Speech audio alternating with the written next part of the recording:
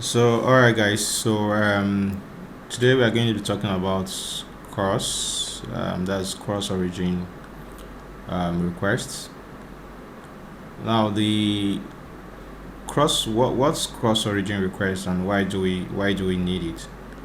When you deploy an application on its server, you don't want to accept requests from every angle. So everyone that make requests, you want to accept from any server. No. So sometimes you want to be able to specify which origin should be able to make requests to your server. So this way you're able to block, people who attempt to, clone your site and make requests from, unauthorized server. So you can have servers that you want to authorize, you allow requests from them, and then apart from all these servers, any other server that make requests to that endpoint or to that API, it will be blocked. This is particularly important for the security of the application. It's particularly important for the security of the application. So you can allow origin, like you allow requests from TileLab.com, from techspecialist.com, from google.com, from you can specify an array of allowed origin, and then you can also specify which method is accepted. For instance, if you can only do a get request to that endpoint, you can only do a post request, put request, or delete, and all of those things. So you can specify which endpoint is required. It's allowed for that particular for a particular endpoint. This is particularly important. For instance, let's say you create a bank application, and you didn't put these calls in place, and someone just clone a bank application and then create a copy of it on another server, and then hitting your server with that request from that angle. So if I have the code, I have a clone to the code, so I can intercept your APIs and be able to make an unauthorized request to your server, maybe manipulate people's account and do whatever it is that I want to do from my own server. So but if you put your calls in place, this will break that. So people cannot make requests from any server that has not been authorized to from your server to request to accept requests from. All right. So let's see how that is done. It's quite simple since we're using Node. So we're going to be using a Node package, so an npm package for that matter. So, and it's always very straightforward. Once you have the npm, there's always a documentation that you can easily follow and and be done with. So, but let me be your guide. So I'm going to be building on top of this application that we already built, the API.js. So we have this API.js and some certain controllers here that we have built together. All right, so let me go ahead to that. So let me say I will look for Express.js CORS. All right, so now I'm going to be using this npm.js. So you can see several links. So let me use this guy. So the documentation is there, how to install it, how you can use it, the configurations, and all of that. So let's have a look. So I'm going to install it with this command, npm install CORS. So to install it, I'm going to my application. So let me say in this application I have where is that? Desktop, this CMD. So let's say I have node monitor API, then I have this guy. All right, cool. So this is running at past 4700. Let me switch over to my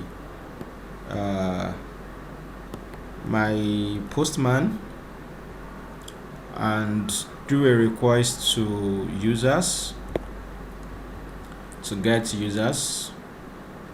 Now, so I'm able to get users from this endpoint. Look at it. I'm able to get users from this endpoint.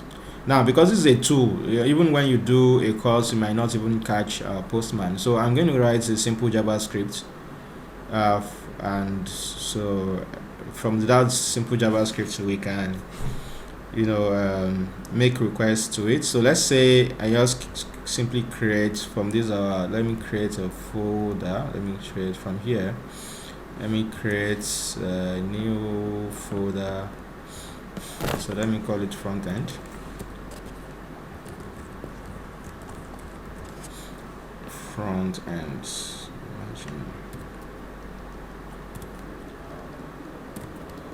So let me call this front end, and then in this front end I'm going to create a file. So let me say requests.html, for instance. So in this request here, I'm going to just write a simple JavaScript to make requests so we can test it real time, so we see how that really works. Alright, so I'm going to have it like this. So let me say I have constant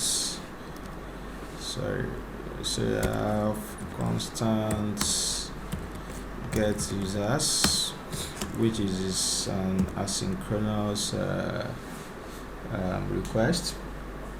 So let me say async, okay, which would then be like this, right? Great. So I'm just going to use a simple fetch of native fetch of JavaScript CSS to make the request. So let me say I say constant response equals to await. So I'm using fetch.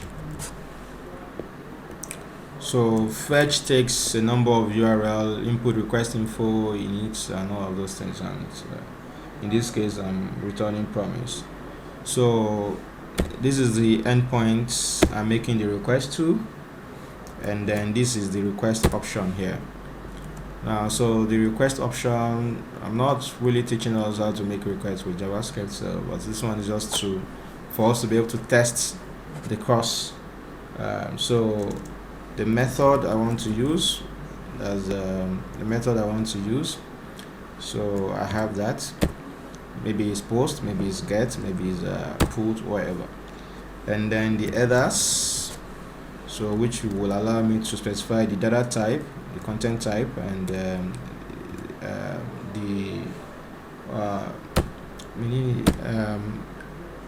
authorizations and all of that, anything I want to pass in my header. So let's say I have this as content type, okay. So content type, let's say put the content type here, so which could be anything, plain. So the same thing you have here when you're having this one here is a body, this content type here, text, JSON, JavaScript, XML, and all of that.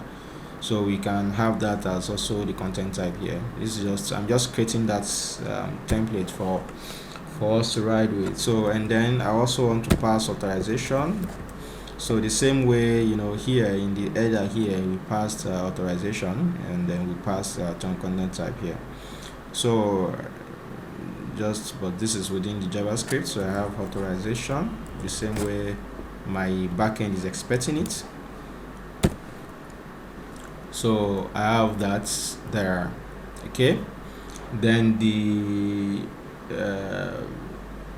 I have that, and of course so let me say this is this guy. So constant users, so let me say constant users is equals to await this guy response. So this response is going to come with something. So response.json. So I can then do, let's say, alerts of what I have. This is not part of CORS, but it's for us to be able to test CORS properly. This is just making a request from a native request without any library or framework, just within JavaScript itself. Alright, so in this case, my content type that I want to use for this request will be application JSON. Will be application JSON. So I have that application JSON. Oops. So you copied a lot of stuff. So let me just write my stuff myself. Application/JSON. And then the authorizations, that will be the token that is so within the application, you know how you would handle it. Maybe pass it to the local storage and get it from there, or pass it to the cookies and get it from there, whatever it is that you want to do. But in this case, I'm going to be copying it point blank from here that I logged in. So now I logged in from here, so you see that okay, let's even before I pass in the authorization token, let's say we want to make a request to this endpoint here, get users here. We want to make a request to this endpoint. We are getting users live and direct here. Then let's say here we have a here, so I'm making a request to this here, localhost that. So it's important that you pass HTTP so that it doesn't append. So we have it like this: localhost 4700 users. That's what you want to make a request to. Then now, so this is a function I've written. I need to call the function. So let me call the function. Say get users. Say get users. Or let's say I want to do something after getting the user. Then do something. So after it, I can do something after getting the console.log. I'm done. So you know that this one is going to make a request, and then this would be the response. This will extract the JSON object from this response. So whether it is successful or failure, users will always get whatever the server comes back with. Now, so let's ping this endpoint with this. There's no CORS yet. We have not even installed the CORS. So let's see how this endpoint works. No blockage. Everything works from everywhere. Now, so let me say I start this, open with live server workspace. So live server is already working from another workspace. So let me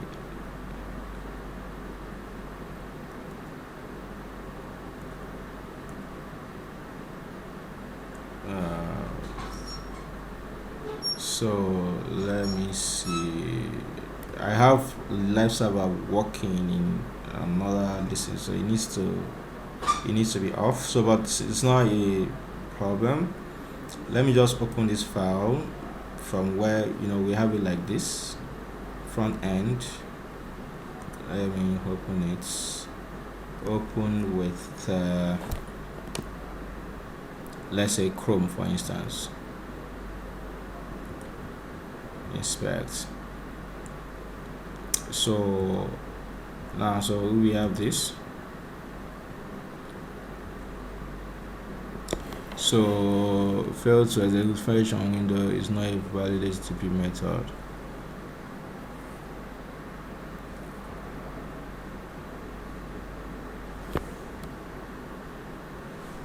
So fetch. Let me see what are you talking about?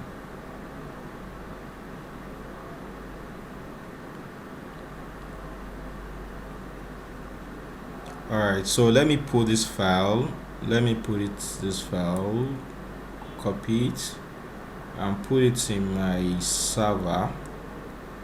We have it here. This is your XAMPP server htdocs. So we have inside this htdoc. Let me just say I open a new folder and I call it requests. So within it, put this guy, paste. request. All right.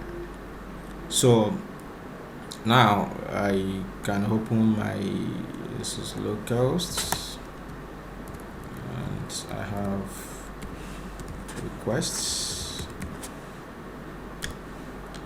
So within that request I have this guy.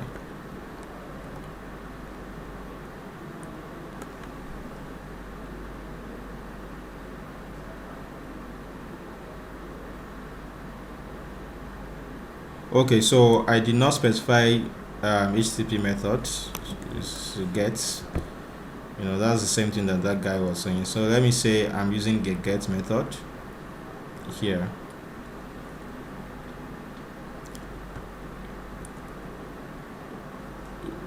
I've saved that, haven't I? Saved, yeah.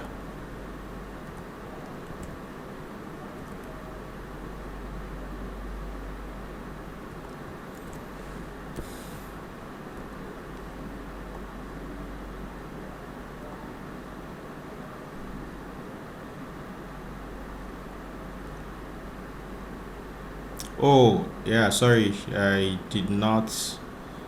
I've copied the files. So let me. This is the one we're working with now.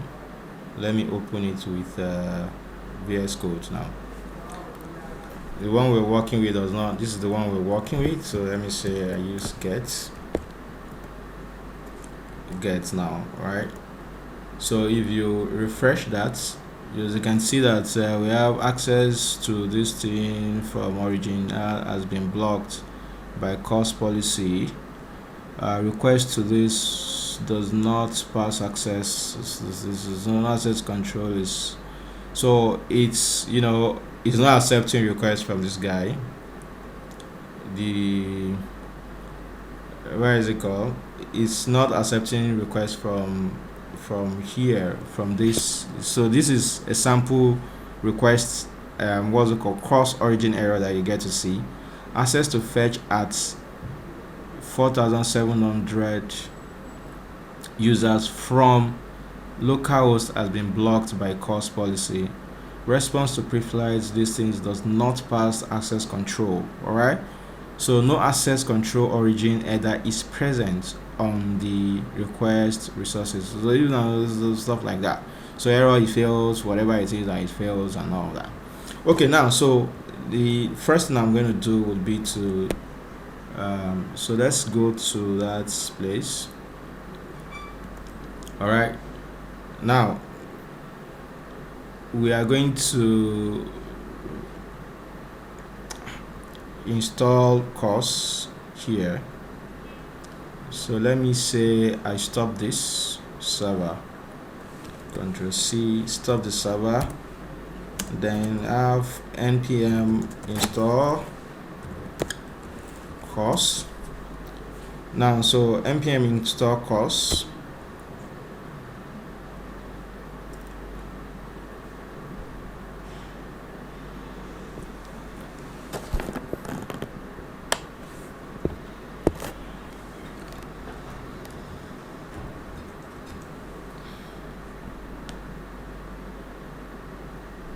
So CORS is installed. Now so the next thing is for us to bring CORS into the scene. So I'm going to have it here, here. So as usual, just go in there and import your CORS. So variable, let's say CORS equals to require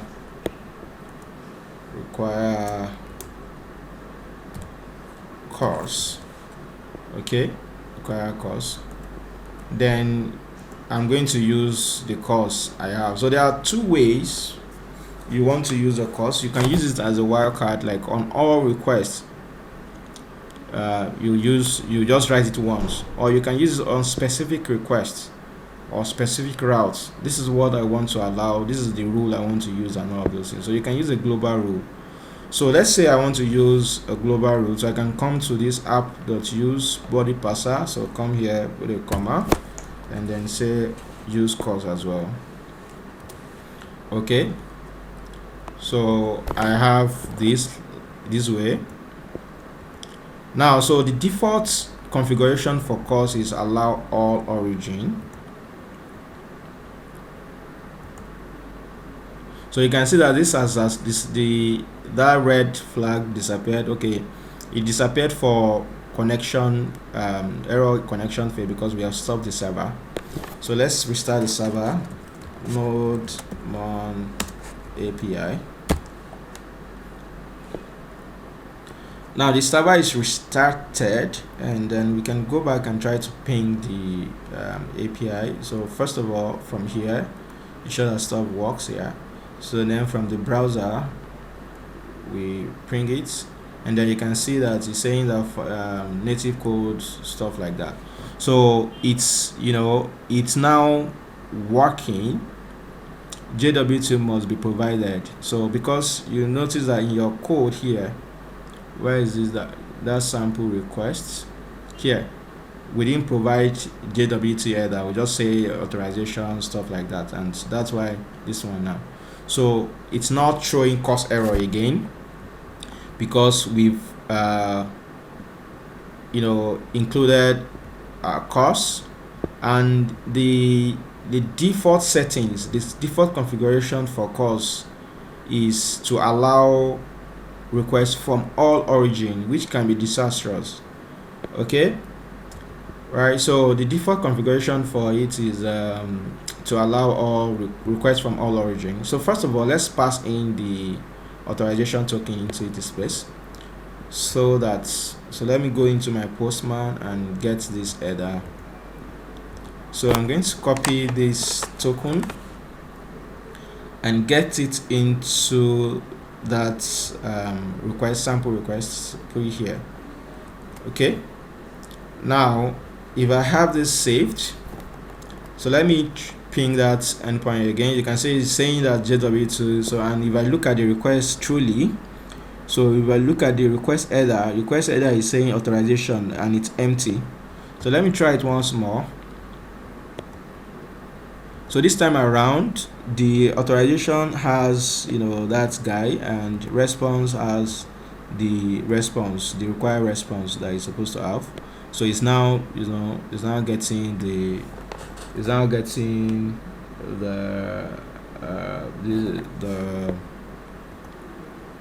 this thing.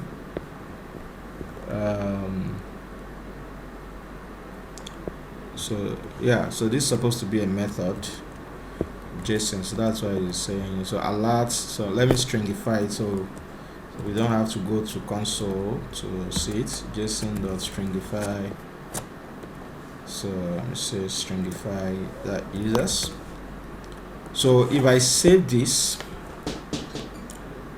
save that. Now if I ping that request, so you can see this from the UI like this. Now, so every angle that you make request from, you are going to have it working. Okay, it's going to work from anywhere. Let's say I open this file. I open this file like this. Open with Google Chrome. You know, look at this kind of origin. It's accepting requests from it. It's accepting requests from it. So you look at it, look at that network, make request again, look at it, look at the headers. So you see the request header accepts, it's accepting all, you know, stuff like that, like this. Now, so let's go in and do some controls, right? Let's go in and do some controls. Let me go to the API, and then I'm going to configure the CORS options. So let me say I have here, I come here and I say variable CORS options, right, which is equals to, so let me say I have this object here. Now, so in this object, I'm going to specify origin. That's the origin I want to allow. All right. So the origin can be a string, let's say a single origin. So let's say I'm going to allow this origin, and then option success. So I have option success status. So this is for some kind of browsers, they are watching out for that. So success status, so it will be 200. So let's say we have it like this. Now, so this origin here, the default is this, and that's why it's allowing from anywhere. But now I'm going to say that I just only want to accept from, let's say, http www.tidelab.com. So let's say this is the only origin I want to accept request from. You can see that, you know, this is working. Everything was working, you know, up to now it's still working because we've not saved what we need to save. But now look at it. So I have that, then I pass this CORS option here. So the moment I pass that CORS option there, and my server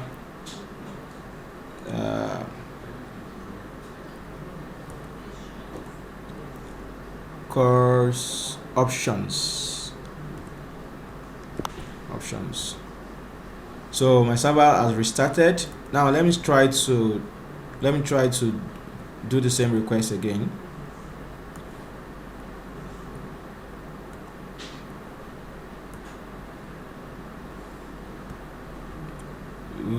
See the, where is that?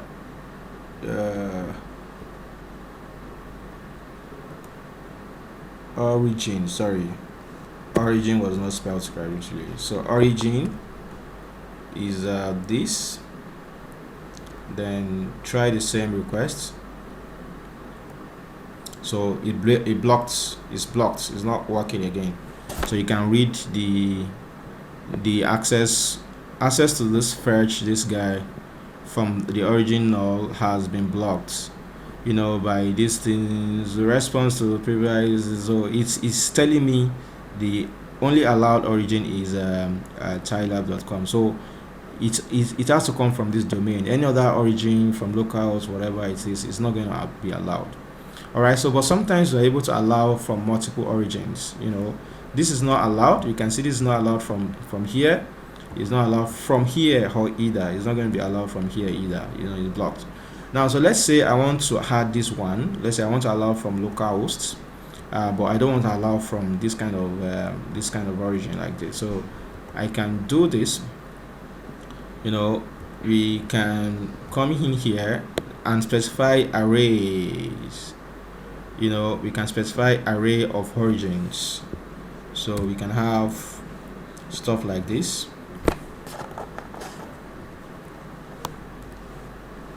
I have array of origins, so I can say accept from instead of me to do it like that. So so I can have it like this, so I don't have to stress. All right, string of this like this. And so I can also say that accept from http localhost as well. So any request from the localhost, which is this one is qualified for it, also accepts from it, and etc also accepts from another one. Let's say http, then let's say port 5000 also accept from this, because this one with this port and this one without the ports are not the same thing. So like that. So you can specify an array of origin that requests will be allowed from. So let's look at it again. We've done that. So you will plug, you know, try to make a request. Now it's successful from here. Then let's make it from here. Still blocked. still blocked. So this, because this guy is not a qualified origin, and is not going to be allowed for it to work. So you can see how this works. This works real time. Then you can also specify here in your stuff here. You can specify which method is allowed. So you can have methods. So like I said here, so you can have which method is allowed. From the documentation itself, everything is well spelled out. So you can see this thing here. The default stuff that we're using is this.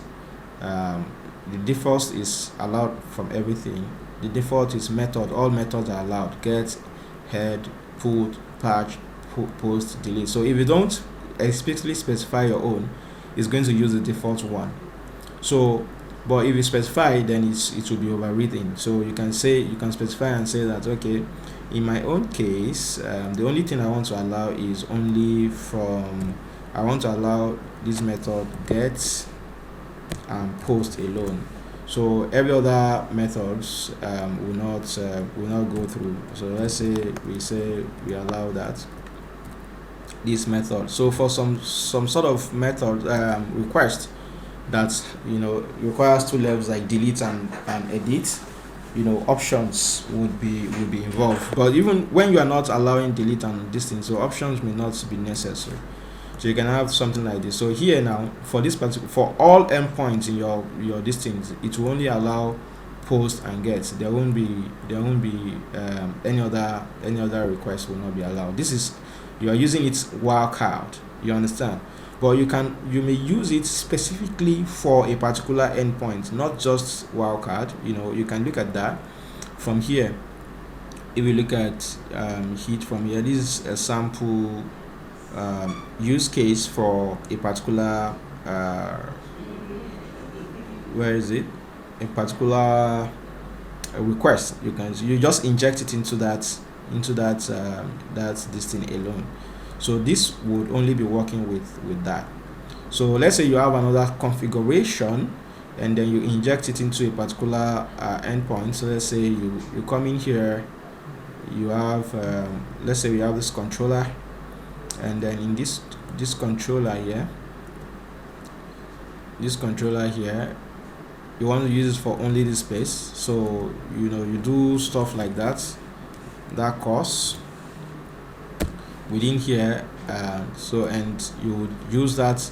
Let's say you have variable specific config, which is different from the general config. Is, let's say you have that to be, you have the origin for it is that origin. So let's say this particular endpoint is allowed that everybody can make requests to it, and then let's say the method to it is also all methods. So let's say here, so let's say it's the all methods. So I just want to, because I don't want to waste my time, let's copy that,